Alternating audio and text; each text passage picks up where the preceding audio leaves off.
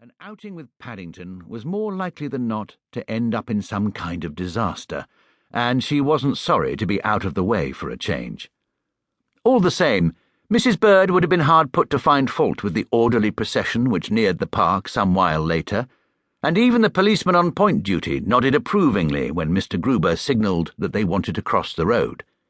He at once held up the traffic with one hand and touched his helmet with the other when Paddington raised his hat as they went by.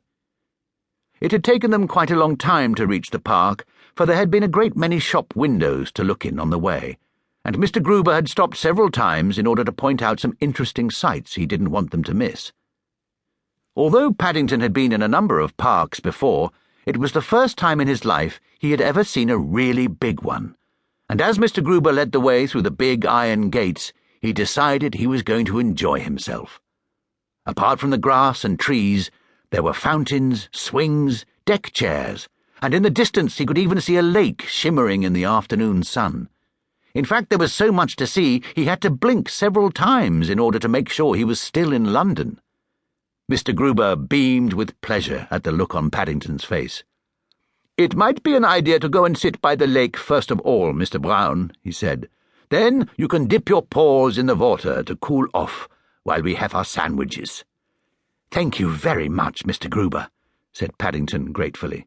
The hot pavements always made his feet tired, and the thought of being able to cool them and have a marmalade sandwich at the same time seemed a very good idea. For the next few minutes, Mr. Gruber's party was very quiet indeed, and the only sound, apart from the distant roar of the traffic, was an occasional splash as Paddington dipped his paws in the water, and the clink of a marmalade jar as he made some extra sandwiches to be on the safe side. When they had finished their picnic, Mr. Gruber led the way towards a small enclosure where the swings and slides were kept, and he stood back while Paddington, Jonathan, and Judy hurried inside to see what they could find.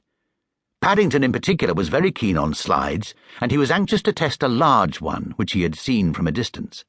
It was when the excitement was at its height that Mr. Gruber suddenly cupped one hand to his ear and called for quiet. "I do believe there's a band playing somewhere," he said.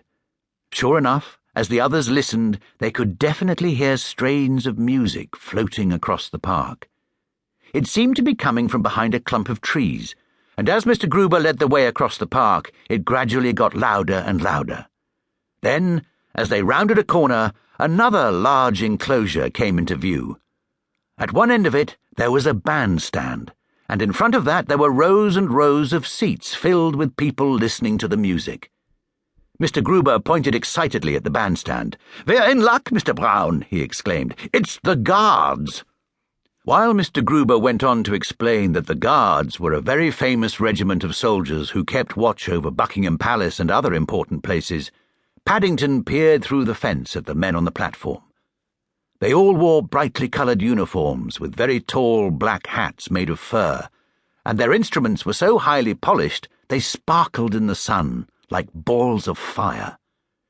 "It's a good many years since I went to a band concert in the park, Mr. Brown," said Mr. Gruber. "I've never been to one, Mr. Gruber," said Paddington. "That settles it then," replied Mr. Gruber. And as the item came to an end and the audience applauded, he led the way to the entrance and asked for 4 5-pence tickets. They just managed to squeeze themselves into 4 seats near the back before the conductor, a very imposing man with a large moustache, raised his baton for the next item. Paddington settled himself comfortably in his seat.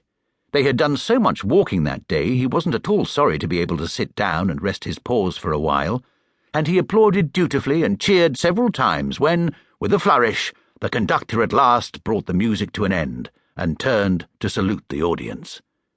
Judy nudged Paddington. "You can see what they're going to play next," she whispered, pointing towards the bandstand. "It's written on that board up there." Paddington took out his opera glasses and leaned out into the aisle as he peered at the board with interest. There were several items called selections, which he didn't immediately recognize. These were followed by a number of regimental marches, one of which had just been played. After that came another selection from something called a surprise symphony, which sounded very good value. But it was as he peered at the last item that a strange expression suddenly came over